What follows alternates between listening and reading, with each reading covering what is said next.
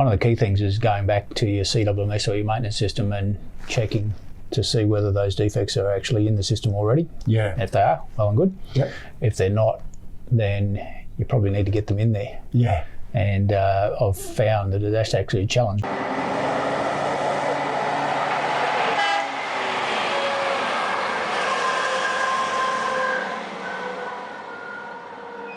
You know, the definition of a defect means different things to different people in a maintenance business, and we often, you know, when you go doing this little challenge, you'll find things that you know are not going to immediately halt the machine or even break down the next day or even perhaps before its next major shutdown. Yeah.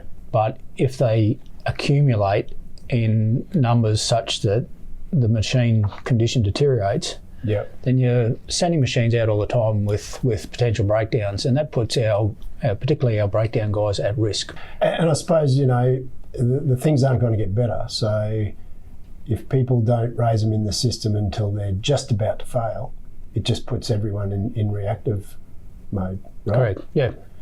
Yeah, so if you think about the PF curve where, you know, you're looking for points of detection of a change in condition early on the curve, the things we're finding and letting go out as defects, mostly because they're visible, there's normally a rub, a wear, a leak. They're getting close to the failure point on the PF curve. Yeah. And hence the resultant breakdown and downtime. Yeah. So you also mentioned about the issue around what comes up is the understanding of what is a defect or the difference of opinion of what is a defect.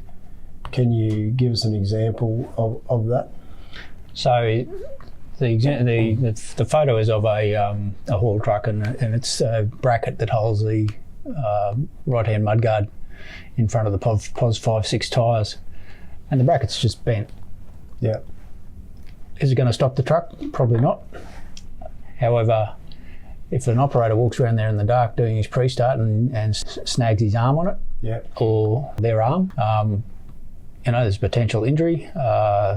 If it does tear off and falls on the haul road, it can go into a tyre. Yep. So it's a simple thing, but if there are enough of those things on the machine, what is the actual condition and reliability of the machine looking like? When you get a lot of it, if that's allowed to build up lots of little things, you get lots of little breakdowns. So that defect didn't make it onto a service sheet. It was deemed by the maintainers doing the service on that particular day that it wasn't a defect. Yeah, right. And the thing is, if you don't record them and put them into your maintenance system or your CMMS, no one else knows about them, so you actually can't do anything about them. Yeah. You can't plan and schedule them, and you can't rectify them. Yeah. So there are all these unknowns and surprises, and they're the things that when a machine comes in for service, we get a bunch of surprises, and they're typically these things.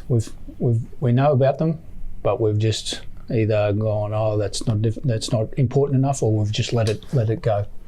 And you can plan and schedule as much as you like, but if these things aren't getting in there, they're always going to be interrupt work, right?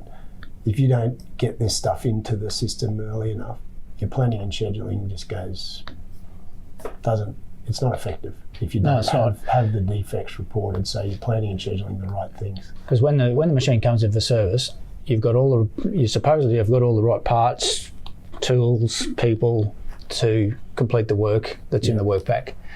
You get the surprises that defects bring, and all of a sudden you might have to say, you might pull a hose off. Where's the spare?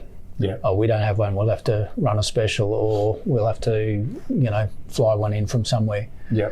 I've been in circumstances where I've had to put things in a cab and run them, hundreds of kilometres to site just to get a machine going. And most maintainers would have experienced that. So the more you know about it, and the more you can do this stuff up front, then you can actually do it in a controlled fashion rather than react to it on the day. Yeah, that makes sense.